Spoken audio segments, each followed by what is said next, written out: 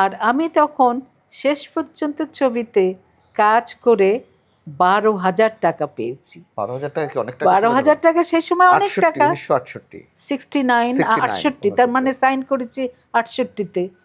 আচ্ছা, তারপরে সেই গাড়ি, টয়োটা গাড়ি, সেটা কিনে ঠিক হলো যে আমি মাকে গাড়িটি দেখাবো, যে আম্মা দেখো আমার জীবনের প্রথম ইনকাম।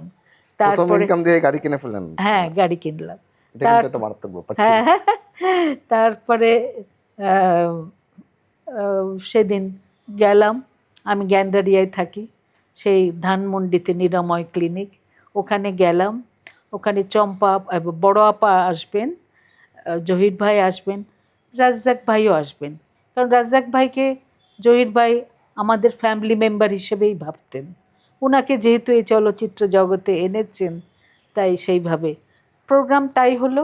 আমি গেলাম, গিয়ে তারপরে আমি গাড়ি থেকে কেবল এক পা নামিয়েছি, এর মধ্যে একটি ছেলে এসে বলছে, ম্যাডাম তাড়াতাড়ি আসেন, তাড়াতাড়ি আসেন, রুমে আসেন। তো আমি রুমে গেলাম, গিয়ে দেখি মাকে পুরো চাদর দিয়ে ঢাকা, মানে একটু আগে মা ইন্তেকাল করেছেন।